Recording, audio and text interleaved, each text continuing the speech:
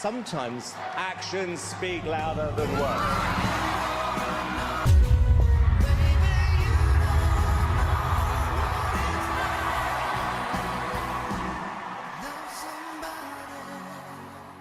Michael Ketterer received the Golden Buzzer with his rendition of To Love Somebody during his audition for Season 13 of America's Got Talent, often called just AGT.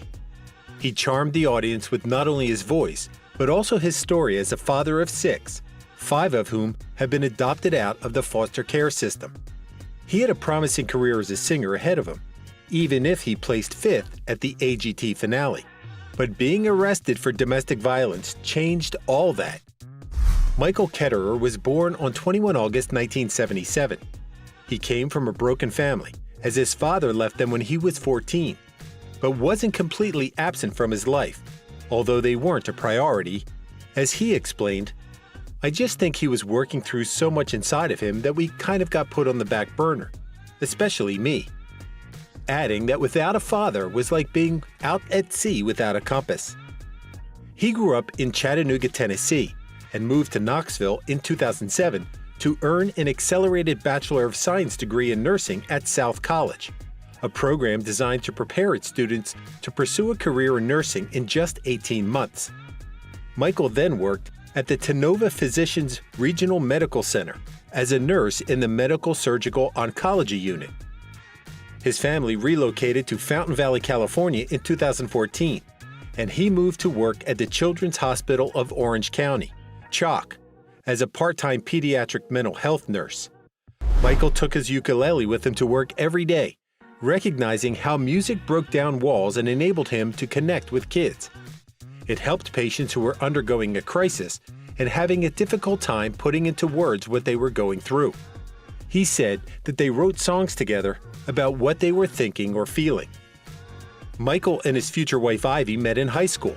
Ivy was 18 when 21-year-old Michael proposed to her. He said that their relationship was based on a great friendship. They hung out and enjoyed each other's company, so that was why they were married. The first year was the hardest because Ivy still had to adjust to living together and building a family without having someone do everything for her. She had never done house chores, hadn't even touched a stove or washed clothes, so Michael realized that things, some called it adulting, were not going to be as easy as he thought they would be. For them, love was fun, wild, and exciting. However, 7 years later, they'd become strangers in their house. Ivy shared that she was not the type who would yell or get angry, but would instead become indifferent or cut people off emotionally. Their breaking point came one morning when Ivy gave Michael one-word answers to his questions. He exploded in anger and broke everything in the bedroom and then down the hall. Ivy got a bit scared, as she'd never seen this side of him before in all the years they'd known each other. Michael said he just lost it as he was looking at her and realized she was no longer his best friend, but an enemy. The intimacy and friendship they'd enjoyed was gone. They knew they couldn't continue living this way, but somehow they resolved their issues and the love came back. Michael and Ivy were quite young when they married, so parenting wasn't on their agenda. He admitted that he wasn't qualified to become a father, as he was still immature.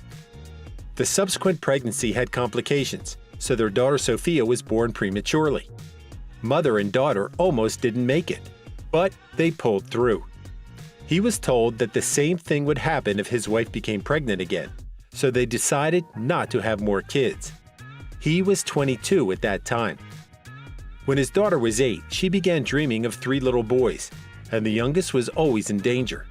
She would wake up crying and say that they have to adopt them. Having this recurring dream or nightmare for 2 years caused Michael to seriously consider adopting kids. However, he didn't have $30,000 to adopt a child from overseas. When he found out that adopting from foster care was free and that health insurance and state college was covered, he felt that he didn't have any more excuses not to go through with it. After being certified, they received a call about 3 boys, ages 5, 4, and 1. They were told that no foster home could care for them because they were all too wild, even called them feral, having been neglected and raised in a meth lab. The mom would cook it and the dad would sell it. They were physically and sexually abused as well. The Ketterers accepted them into their home. They got another call from foster care about a little boy named Rodrigo with cerebral palsy. He was born completely normal, but the abuse he suffered from a caregiver who was his aunt when he was an infant caused his brain injury. It appeared that Michael's profession as a nurse made him qualified to take care of Rodrigo, but later on, the amount of work it entailed began to wear him down. He was unsure if he could keep doing it, so prayed to God and asked for a sign. God gave it to him, literally, in the form of a giant billboard. On it was a father who pushed his son with cerebral palsy through several marathons. Michael broke down in tears, and then peace came over him, as this meant that Rodrigo was his son, and that he was not alone in this, as God would be behind him. Foster care called them up again about a little black boy named Sean who was homeless, and they welcomed him into their family too. Michael liked the diversity in Orange County and Southern California, and said that it was a great fit for his family. Being around different races and ethnicities in their school would be a positive thing for them. His family was the reason Michael joined the 2018 competition of America's Got Talent. He said that having adopted children out of foster care, it was gratifying that he could provide them with a safe place where they were free to dream. Those from foster care usually couldn't dream, as their thoughts were mostly about surviving. He stepped onto the stage to show them that if he could live out his dreams, then nothing was impossible for them. For his audition, he sang "To Love Somebody" by the Bee Gees and received a standing ovation from everyone. Simon gave him the golden buzzer, saying that sometimes in singing, it was about being real and a surprise. He went up to Michael and told him that there was something special about his voice. The creator of the Got Talent franchise, Simon Cowell, was known for his acerbic tongue and sometimes caustic statements. So news that Simon was brought to tears by Michael's rendition of "Us" by James Bay at the quarterfinal stage went viral. After the performance, the show's host, Tyra Banks, asked Simon why he had become emotional, and if Michael's story of adopting kids resonated with him, as he himself was the father of a 4-year-old son. As Simon had got to know Michael and heard what the latter's kids shared about him, it was like it suddenly hit him what a special guy Michael was, telling him, "As a dad, I can't imagine what you've done. And the fact that you're on this show, and you really need this, I don't know, there's something about you." In the semifinal round, Michael performed "When I Look at You" by Miley Cyrus. Clearly, Simon was going all out for Michael, as he made a shout out to Garth Brooks and asked him to write a song for the aspiring singer, if he made it to the final round. He wanted Michael to have a killer song to make his dreams come true, because he believed that Michael deserved it. As the American country singer-songwriter talked to Michael over the phone, he could tell that the latter was raised right, based on their conversation alone. They talked about ideas on what the song would cover if they would write one. Simon later backtracked and said that it would be unfair for Garth to write one for the finals, but had his fingers crossed because Garth's response was positive, as he was interested in working with a cool guy like Michael. Michael delivered an emotional rendition of "Ain't No Mountain High Enough," and, as usual, everyone was moved by his performance and gave him a standing ovation. It was quite evident that he was nervous while singing, but Simon said that it was what made him human. On the finale results night, he sang a new song entitled "The Courage of Love," penned by Garth Brooks. Michael said, "It's like Garth reached into my heart and pulled out the lyrics of this song." He was truly grateful for having been given this chance. Too bad he didn't win that night, but placed 5th, because with the $1 million prize, he planned to buy a house designed to meet the needs of his son with cerebral palsy, and who used a walker. Simon revealed that he was gutted over Michael's loss, as he was quite vocal that he wanted Michael to win. He said that the two of them had a connection the moment they met, and that the more he got to know the guy, the more he liked him. He also planned to sit down with him, alluding to working together in the future. Everybody wanted to know what was next for Michael, considering all the attention that he'd been receiving since he appeared in the show. Even if he didn't win, he must have been ecstatic the night the results were announced, as he was invited by Garth Brooks to guest in his sold-out concert at Notre Dame Stadium in October 2018. However, things changed overnight. The day after the finale, news came out that Michael was arrested in Hollywood by the Los Angeles Police Department for domestic violence. The couple got into a fight, and the police were called in.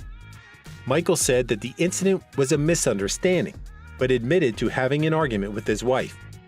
When the LAPD showed up in their hotel room, the wife told them that she didn't want to press charges. However, they still took Michael into custody because they noticed a red mark on her. The charge was downgraded from felony to a misdemeanor, reportedly because the injury was a minor one. He was released after he posted $50,000 bail. A video was obtained by TMZ of Michael sitting in the back of a police car that was parked outside the hotel they were staying in. What came next wasn't a surprise at all. Garth called Michael, and both decided that it was better if he didn't perform at the concert. He said, "That family, they will figure it out. They will find it within themselves, and of course, the good Lord above, they will figure that out." It appeared that he also took the song back. He referred to it as a demo song and would record and release it at a later date. Since a Hollywood career seemed to be out of the picture, Michael simply went back to what his life was like before he joined America's Got Talent. His social media post painted a picture of a man of faith who loved his family and was dedicated to his work with children. He and his wife celebrated their 25th anniversary in December 2022. Michael's advice for a lasting marriage was to learn to compromise, always have fun, and find someone you have tons in common with. Opposites attract, but don't always bind. A friend of Michael's set up a GoFundMe page in October 2022 to raise funds to help the Ketterers stay in their home. It appeared that they'd been struggling financially for several months as they dealt with inflation and with the increase in the rent of their house by a couple of thousands of dollars. The need was urgent to settle the back rent, otherwise they'd be forced to leave. Fortunately, many heeded the call, and they exceeded the goal of raising $10,000. The donations amounted to over $14,500. When the Children's Hospital of Orange County Mental Health Services unit opened in 2018, Michael wanted to be a part of it. He became interim manager. He'd become interested in mental health because the kids he'd adopted had issues or traumas and had to go through different therapies. He fully understood the need for pediatric mental health services and never failed to stress the importance of mental health care in his Instagram and Facebook posts. When his family moved to California in 2014, he'd become a part-time worship leader at the Influence Church based in Anaheim Hills. In 2017, faith-based record label Influence Music was launched. The first album, Touching Heaven, was released in May 2018, the result of a week-long writing camp for songwriters and artists from the Christian and secular music industry. The live album featured performances of Michael along with other worship leaders Whitney Medina, Melody Noel, and Matt Gilman. It reached number 2 on Billboard's Christian albums.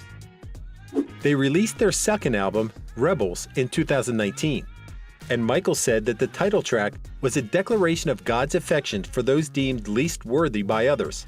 He further said that it was one of the most honest songs he'd ever written, and hoped that it would encourage others to be the hands, feet, and heart of God for those who were lost and broken. Its music video garnered over 200,000 views. In 2020, Live at Church Mixtape Volume 1 was out, featuring Prophecy by Michael. It was said that Volume 1 captured how they learned to worship in an empty church during COVID-19, but still believed in miracles through live stream. Michael's involvement with Influence Music wasn't the first time he wrote and sang songs of praise as well as led congregation in worship. Back in Knoxville, he sang and made music with a Christian group called United Pursuit, and from time to time, he would still get an invite to lead worship there. His life was deeply rooted in faith. He could clearly see how God worked miracles in his life and the people around him. He continued to share his story to inspire others into adopting from the foster care system. When asked what the difference was between having his own kids and adopting one, he replied, "There's no difference as a father. someone hands you a child and says, "Here's your son." There literally is no difference. What a terrific attitude! Thank you for spending some time with us. Make sure to like and subscribe so you never miss another video. We also handpick these videos which we recommend you watch next. You can talk to us on all social medias or ask a question in the comments below. Thank you for being with us, and we'll see you back tomorrow.